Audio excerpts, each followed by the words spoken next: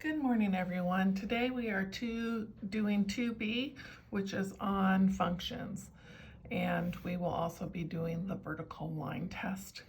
Okay, so the definition of a function.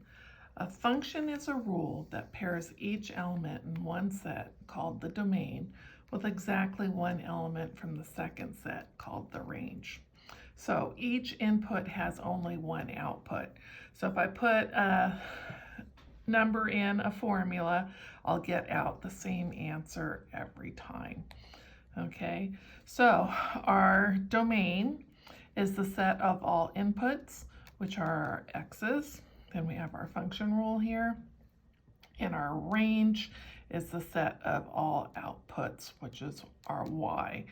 Okay, so our domain are the independent variables and the dependent variables. And we call it that because these values depend on the values that we put in for x. Okay, so domain are your possible x values, your range are your possible y values. Let's say you had a job where you were paid $10 an hour and you work anywhere from 0 to 40 hours a week. Okay, so in that case, y equals 10x. This is be your input right here. That's how many hours you work. Okay, input, hours worked. And y would be your output. And that's how much money you made. Okay.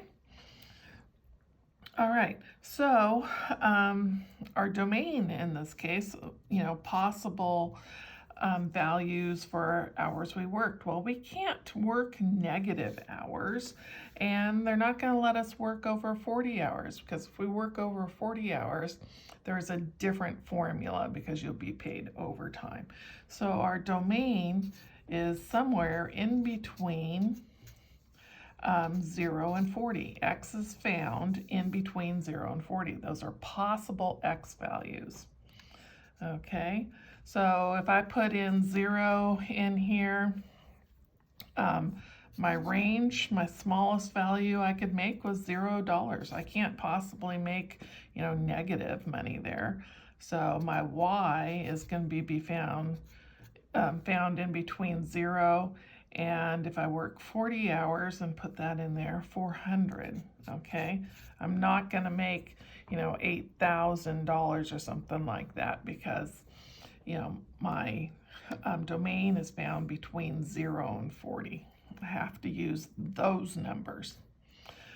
All right, so we can make diagrams of paired data to make a function map.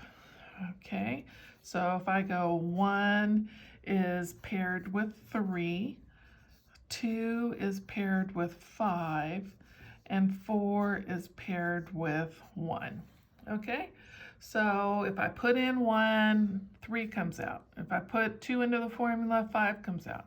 Put in 4 into the formula, 1 comes out. That's okay, all right? So this one here would be a function. Let's take a look at this next one here. If I have 3, negative 4 comes out. Okay, I put in negative 1 and I get a 5 out. Okay, we're still good. Then I put in 3 again, and this time I get a 2 out. This one is not a function because I put in 3 and I got 2 different answers. This one is a relation. Okay. Take a look at another one over here. So I want to know if this is a function or a relation. So what I usually do is I just go down and I look at my x's. Right here, I have the same number. And if those guys are different, then it's a relation. Okay, that's how you can tell there. All right. So let's take a look at finding the domain and range. Here's the first one we're going to do right here. And I want to find the domain and range on this one. So I'll put domain here, range here. Okay, so how I like to think of this is boxing it in. Now remember, our domain are our possible x values. Where is my function found? Okay, so if I am scanning left to right, I don't have anything until I come right here, okay? And then it stops right here, and then I have nothing again. So where is this found in between? -2 and 2. So -2 and 2. And because these are solid dots, remember if you have a solid dot, that goes with brackets. Open dot goes with a parenthesis. So this one will have parentheses around it. This says that my x's are found in between -2 and 2. All right, so let's go see what our range is. Remember, our ranges are possible y values. I always like to start scanning at the bottom and work my way up. So I'm going up, up, up, up. I don't run into the graph until right about here, right? And it's over when I get here. So where are my y's found in between? It's found in between 0 and 2. 0 and 2. Okay, because I have the solid dots there, I'm going to use that. And this one will have a dot. If they don't want that one to be included, they're going to give you an open circle on that. Okay, so this is my domain and range on that particular one. Let's look at another one now. This one here, I want to know my domain and range on it. Okay, domain, range. When it has points like this, all that you're going to do is for your domain, remember they're x's. And I'm going to go over here and go, oh, I got an x happening at -6, or a dot happening at -6.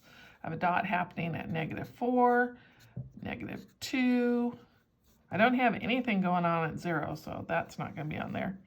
Then 2, then 4, and 6. That's pretty bad, sorry.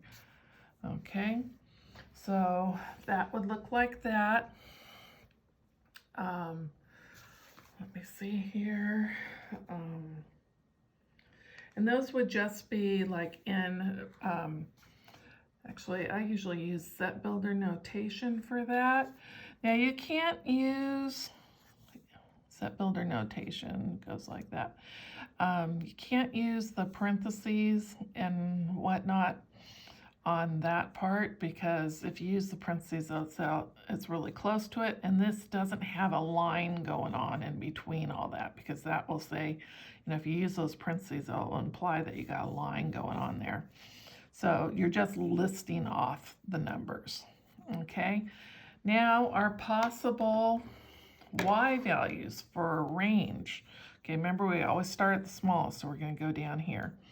And that one was, they're going by 2s here, so we're going to go, okay, that's 4. Let me get that started. And then I have a -4, -2. I don't have a 0. I have a 2. There's 2 of them, but that's okay. And then I got a 4 and a 6. And that would be my range. Okay, now notice our range, we can have 2 of the same. It's just not my domain. Okay. All right, let's take a look at another one here. So I got this function right here, and I need to figure out what my domain and range are on those. Okay, so I'm taking a look at this. I start at the left and scan to the right. My function starts right here, and it goes all the way over to 2. So this one is going from -2 to +2. -2, +2. Solid dots. Okay, now I want to figure out what my range is. Start at the bottom and go up. So it's going from -3 to +3 right here. and I am including those.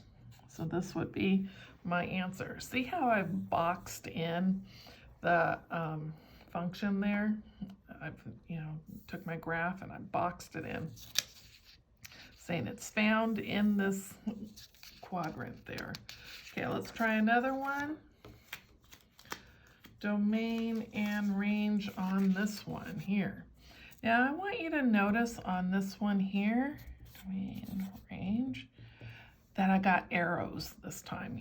Over here I had solid dots. That tells me that my function stopped right there.